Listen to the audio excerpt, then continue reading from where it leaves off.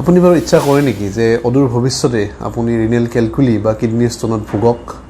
নিশ্চয় নকৰে, নহয় জানো? বা আপুনি ভুগি আছে নেকি ৰিনেল ক্যালকুলিত? যদি ভুগি আছে বা আপুনি যদি ইচ্ছা নকৰে যে আপুনি ৰিনেল ক্যালকুলি বা কিডনি ষ্টোনত ভুগক ভৱিষ্যতে, তেতিয়াহ'লে এই ভিডিঅ'টো আপোনাৰ কাৰণে বনোৱা হৈছে। এই ভিডিঅ'টো একেবাৰে উপযুক্ত আপোনাৰ বাবে।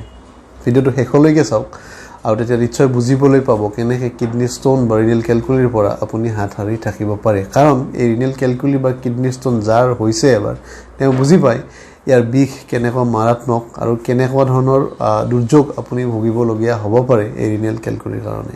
হয়, আমি আজি কথা পাতিম ৰিনেল ক্যালকুলি বা কিডনি ষ্টোনৰ পৰা কেনেকৈ আমি হাত সাৰি থাকিব পাৰোঁ, বা যদি আমাৰ ৰিনেল ক্যালকুলি হৈছেও কেনেকৈ আমি ইয়াৰ পৰা আৰোগ্য লাভ কৰিব পাৰোঁ একেবাৰে সহজ উপায়েৰে ঘৰতে বহি ঘৰত থকা কিছুমান বস্তুৰ দ্বাৰা। লগতে ইয়াৰ লক্ষণসমূহ আমি কম, কেনেকুৱা ধৰণৰ লক্ষণ দেখা দিব পাৰে আপোনাৰ যদি আপুনি কিডনি ষ্টোন বা ৰিনেল ক্যালকুলিত ভুগি আছে। ইয়াৰ লগতে আমি আৰু কথা পাতিম ৰিনেল ক্যালকুলি বা কিডনি ষ্টোন কেই প্ৰকাৰৰ। গতিকে ভিডিঅ'টো শেষলৈকে চাব আৰু লাইক এটা কৰিবলৈ নিশ্চয় নাপাহৰিব, এটা লাইক কৰিব। আৰু যদি আপুনি আমাৰ চেনেলটো নতুনকৈ চাইছে তেতিয়াহ'লে ছাবস্ক্ৰাইব কৰিবলৈ নাপাহৰিব। ছাবস্ক্ৰাইব কৰিব চেনেলটো আৰু কাষৰ বেল আইকনটো দবাই দিব, যাতে আমাৰ পৰা দিয়া প্ৰতিটো ভিডিঅ' আপোনালোকে পোনপ্ৰথমে চাব পাৰে। মই ডাক্তৰ ৰঞ্জন প্ৰতিম দাস, মোৰ ইউটিউব চেনেল আৰোগ্য কাম লিভ লাইফলৈ আপোনালোকক পুনৰ স্বাগতম জনাইছোঁ এটা নতুন ভিডিঅ'ত, য'ত আমি কথা পাতিম ৰিনেল ক্যালকুলি বা কিডনি ষ্টোনৰ লক্ষণ, ইয়াৰ প্ৰকাৰ আৰু ইয়াৰ পৰা কেনেকৈ হাত সাৰি থাকিব পাৰোঁ, আৰু যদি আমাৰ ৰিনেল ক্যালকুলি হৈছে কেনেকৈ আমি ইয়াৰ চিকিৎসা কৰিব পাৰোঁ ঘৰুৱাভাৱে অতি সহজে। আহক পলম নকৰি ভিডিঅ'টো আৰম্ভ কৰোঁ।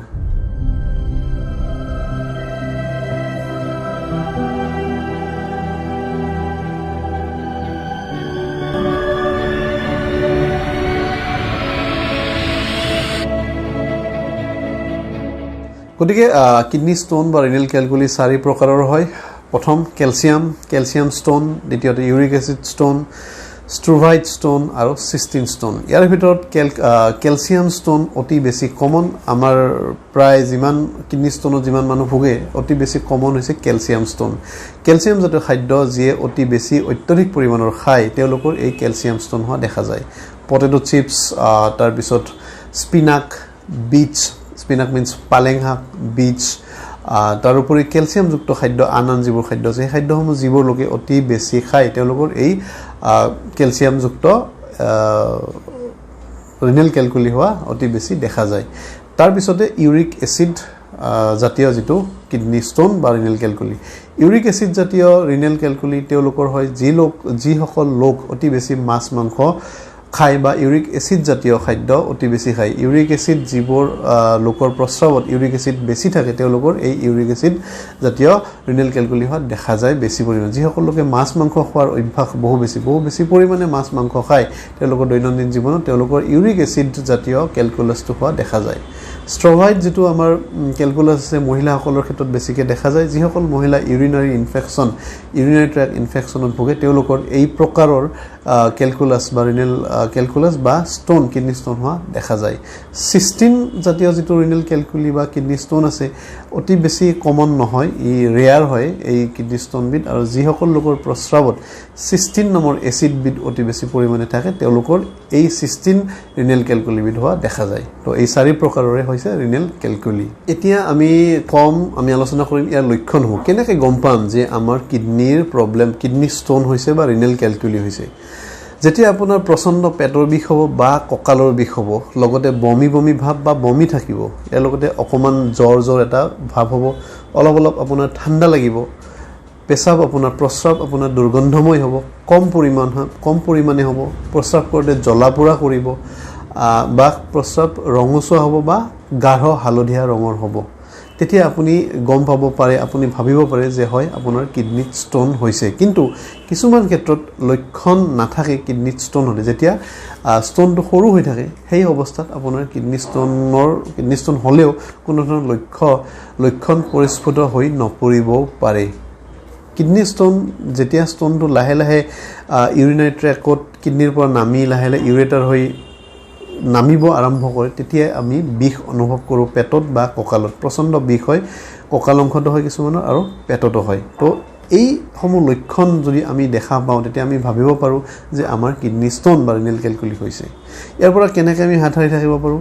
প্ৰচুৰ পৰিমাণে পানী খাওক, যাতে আপোনাৰ প্ৰস্ৰাৱ সঘনাই হওক আৰু প্ৰস্ৰাৱৰ ফ্ল'টো যাতে ভালে থাকক। তাৰ কাৰণে আপুনি প্ৰচুৰ পৰিমাণে পানী খাওক, যাতে অলাগতিয়াল যিবোৰ বস্তু আমাৰ আছে, আমাৰ শৰীৰত যি অলাগতিয়াল বস্তু আছে সেইসমূহ যাতে কিডনীয়ে ফিল্টাৰ কৰি উপযুক্ত পৰিমাণে বাহিৰ কৰি দি থাকিব পাৰে সময়ে সময়ে।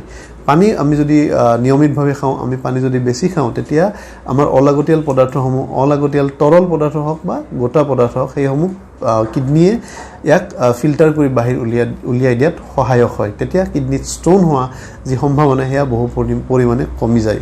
লগতে আপুনি বিভিন্ন ধৰণৰ ফলৰ ৰস বা বিভিন্ন ধৰণৰ নেমুৰ ৰস আপুনি খাব পাৰে, ইও কিডনী ষ্টোন হোৱাত বাধা দিয়ে। ইয়াৰ লগতে পটেটো চিপছ, চকলেট জাতীয় খাদ্য আপুনি কম পৰিমাণে গ্ৰহণ কৰক। লগতে মাছ মাংস গ্ৰহণ কৰা, স্পিনাক, বিট, পালেং শাক, বিট এটচেট্ৰা খোৱা যি আমাৰ হেবিট আছে সেয়া অলপ কম কৰক, সমতুল কৰি ৰাখক, যাতে অত্যধিক আপুনি নাখায়। যিখিনি আমি আমাৰ ডায়েটত ৰাখিব লাগে, খাব লাগে, যাতে সেইখিনি আমি গ্ৰহণ কৰোঁ। অত্যধিক যাতে কোনো বস্তু আপুনি নাখায় তাৰ ওপৰত গুৰুত্ব দিয়ক। কেলছিয়াম জাতীয় খাদ্য যাতে অত্যধিক নাখায় তাৰ ওপৰত গুৰুত্ব দিয়ক, যাতে আপুনি কিডনী ষ্টোন বা ৰিনেল কেলকুলিৰ পৰা বাচি থাকিব পাৰে আৰু যি বিষ অনুভৱ হয় এই কিডনী ষ্টোন হ'লে তাৰ পৰা যাতে আপুনি বাচি থাকিব পাৰে। তো এতিয়া আহোঁ আমি কিডনীৰ ঘৰুৱা চিকিৎসাৰ ফালে। যিসমূহ চিকিৎসা যদি আমি প্ৰথম অৱস্থাত কিডনী ষ্টোন ধৰা পেলাব পাৰোঁ, একেবাৰে যদি সৰু হৈ আছে আপোনাৰ কিডনী ষ্টোন, তেতিয়া আপুনি অনায়াসে ঘৰতে কিছুমান এনেকুৱা ধৰণৰ আমাৰ টিপছ আছে যিসমূহ ফ'ল' কৰিলে আপুনি এই কিডনী ষ্টোনৰ পৰা হাত সাৰি থাকিব পাৰিব আৰু কিডনী ষ্টোন গলাই আপুনি বাহিৰ কৰি দিব পাৰিব পেচাবৰ জৰিয়তে। তাৰ ভিতৰত আমি প্ৰথমে ক'ম পানী। যদি আমি প্ৰচুৰ পৰিমাণে পানী খাওঁ, ই কিডনী ষ্টোন হোৱাত বাধা দিয়ে। লগতে কিডনী ষ্টোন থাকিলেও ইয়াক ৱাশ্ড আউট কৰাত সহায় কৰে, যাতে কিডনী ষ্টোন বাহিৰ ওলাই যাওক তাতো সহায় কৰে প্ৰচুৰ পৰিমাণে পানীয়ে। অন্ততঃ 12 গিলাচ পানী আমি সেৱন কৰিব লাগে যদি আমি কিডনী ষ্টোনত ভুগি আছোঁ। ইয়াৰ লগতে লেমন জুচ বা নেমু টেঙাৰ ৰস।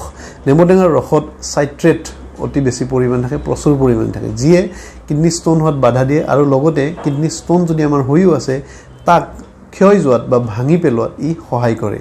লগতে ভিটামিন চি থাকে, যিয়ে পেচাবৰ ইনফেকশ্যন ৰোধ কৰাত সহায় কৰে। তাৰপিছতে আমি বাচিলৰ কথা ক'ব পাৰোঁ। বাচিল জুচ আমি যদি গ্ৰহণ কৰোঁ বা বাচিলৰ যি এক্সট্ৰেক্টৰ পৰা ঔষধ তৈয়াৰ কৰা হয় সেয়া আমি ফাৰ্মাচীত কিনিবলৈ পাওঁ। যদি আমি ইয়াক গ্ৰহণ কৰোঁ ৰেগুলাৰ, তেতিয়া ইয়াত থকা এচিটিক এচিডে কিডনী ষ্টোন ভাঙাত সহায় কৰে। কিডনী ষ্টোনটো গুৰি কৰি ই পেচাবৰ মাধ্যমেৰে ওলাই যোৱাত সহায় কৰে। লগতে যাতে আপোনাৰ কিডনী ষ্টোন নহওক তাতো ই ৰক্ষণাবেক্ষণ দিয়ে। ইয়াৰ লগত আমি ক'ব পাৰোঁ Apple cider vinegar. Apple cider vinegar বিভিন্ন কোম্পানীৰ আপুনি ভাল এপেল চাইডাৰ ভিনেগাৰ বজাৰত পাব।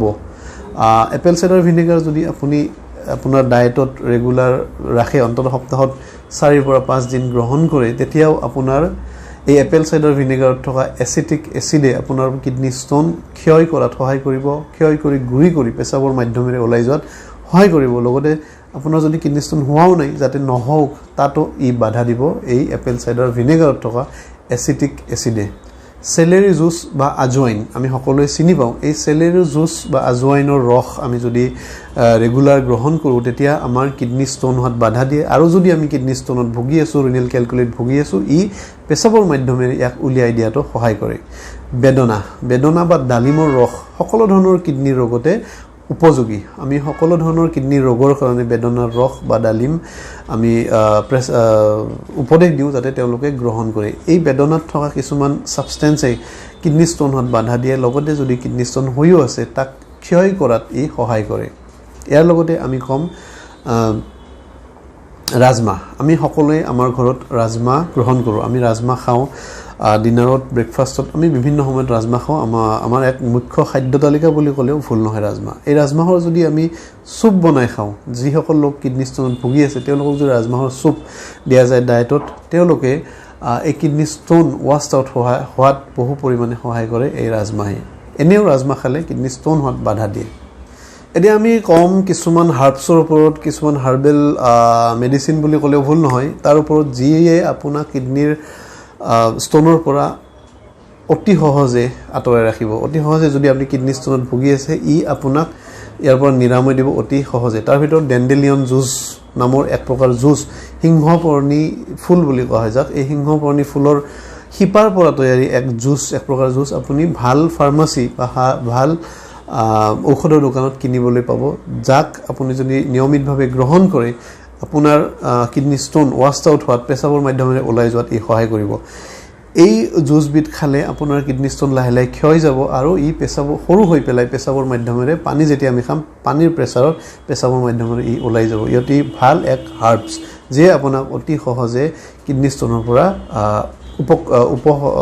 কিডনি ষ্টোনৰ পৰা আপোনাক বচাই ৰাখিব ইয়াৰ পিছতে আমি ক'ব পাৰোঁ হুইট গ্ৰাছ জুচো আমি আজিকালি ফাৰ্মাচীত অনায়াসে কিনিব পায় সকলো ফাৰ্মাচীতে হুইট গ্ৰাছ যি জুচ সেয়া পোৱা যায় হুইট গ্ৰাছ জুচে আমাৰ পেছাবৰ ফ্ল'টো যিটো পেছাবৰ যিটো স্পীড তাক ই কণ্ট্ৰল কৰে বঢ়ায় যাৰ ফলত কিডনিত যদি ষ্টোন থাকে বা ৰিনেল কেলকুলি যদি থাকে এই পেছাবৰ মাধ্যমেৰে ওলাই যোৱাত সহায়ক হয় ইয়াৰ লগতে কম হৰ্স টেইল জুচো আমি বিভিন্ন ধৰণৰ ফাৰ্মাচীত এই হাৰ্বছবিধ আমি কিনিবলৈ পাওঁ ইয়াৰ এক্সট্ৰেক্টৰ পৰা তৈয়াৰী ঔষধ আমি ফাৰ্মাচীত কিনিবলৈ পাওঁ ইয়াক যদি আমি গ্ৰহণ কৰোঁ ইও আমাৰ যি ইনফ্লেমেশ্যন হয় কিডনিত পাথৰ হ'লে ষ্টোন হ'লে যি ইনফ্লেমেশ্যন হয় সোয়েলিং হয় কিডনিৰ ভিতৰত তাক উপকৃত কৰাত ই সহায় কৰে আমাৰ কিডনিৰ সোয়েলিং আৰু ইনফ্লেমেশ্যন নোহোৱা কৰে এই হৰ্স টেইল জুচৰ এক্সট্ৰেক্টে ইয়াক গ্ৰহণ কৰা অভ্যাস গঢ়ক যদি আপুনি কিডনি ষ্টোনত ভুগি আছে এলগতে দুপৰ টেঙা আমাৰ বা আমি পাতে গজা বুলি কওঁ বহুতে ই আমাৰ প্ৰায়ভাগ ঘৰতে দুপৰ টেঙা পোৱা যায় দুপৰ টেঙায়ো আমাৰ কিডনি ষ্টোন নোহোৱা কৰাত কিডনি ষ্টোন ক্ষয় যোৱাত প্ৰাকৃতিকভাৱে কিডনি ষ্টোন লাহে লাহে ক্ষয় যোৱাত সহায় কৰে আমি যদি ৰেগুলাৰ দুপৰ টেঙা কেঁচাইও চবাই খাওঁ তেতিয়াও যদি আমি কিডনি ষ্টোনত ভুগি আছোঁ লাহে লাহে সেই ষ্টোন সৰু কৰাত ই সহায় কৰে আনকি যদি কিডনি ষ্টোনত আপুনি ভোগাও নাই যাতে ভৱিষ্যতে আপোনাৰ কিডনি ষ্টোন নহওক তেতিয়া দুপৰ টেঙাই সহায় কৰে তো যিখিনি কথা আমি ক'লোঁ এই কথাখিনি যদি আপুনি মানি চলে নিশ্চিতভাৱে আপুনি কিডনি ষ্টোনৰ পৰা হাত সাৰি থাকিব পাৰিব আৰু যদি আপুনি ভুগিও আছে কিডনি ষ্টোনত যদি ষ্টোনটোৰ পৰিমাণ বহুত বেছি ডাঙৰ হোৱা নাই যদি ই সৰু হৈ আছে তেতিয়া আপুনি এই কথাখিনি যদি মানি চলে নিশ্চিতভাৱে অতি সোনকালে আপুনি কিডনি ষ্টোনৰ পৰা ৰিলিফ পাব আহৰি পাব আৰু জীৱনত কেতিয়াও আপুনি কিডনি ষ্টোনত নুভুগে যদি আমি কোৱা কথাখিনি আপুনি মানি চলে পানী খোৱাৰ অভ্যাস কৰক স্পাইচি ফুড বেছি নাখাব ফাষ্ট ফুড বেছি খালেও আমাৰ বিভিন্ন ধৰণৰ টক্সিচিটি বাঢ়ে শৰীৰত যাৰ ফলত কিডনি ষ্টোন হোৱাৰ চান্স বহু পৰিমাণে বাঢ়ি যায় বা বিভিন্ন বেলেগ বেমাৰ হোৱাৰ চান্স বাঢ়ে গতিকে ফাষ্ট ফুডো গ্ৰহণ নকৰিব বেছি নাখাব গতিকে এই কথাখিনি মানি চলক আৰু আমি আশা কৰিম আপুনি লাভৱান হৈছে ভিডিঅ'টোৰ পৰা কিডনি ষ্টোন বা ৰিনেল কেলকুলিৰ পৰা অনায়াসে হাত সাৰি থাকিব বুলি আমি আশাবাদী গতিকে ভিডিঅ'টো এটা লাইক কৰিব শ্বেয়াৰ কৰিব আপোনালোকৰ ফেমিলি মেম্বাৰ আৰু ফ্ৰেণ্ড সাৰ্কেলৰ মাজত আৰু যদি আমাৰ চেনেলটো নতুনকৈ চাইছে তেতিয়াহ'লে সাবস্ক্ৰাইব কৰিবলৈ নাপাহৰিব সাবস্ক্ৰাইব কৰিব লগতে কাষৰ বেল আইকনটো দবাই দিব যাতে এনেকুৱা ধৰণৰ ভিডিঅ' আপুনি পোনপ্ৰথমে পাব পাৰে আজিলৈ আহোঁ নমস্কাৰ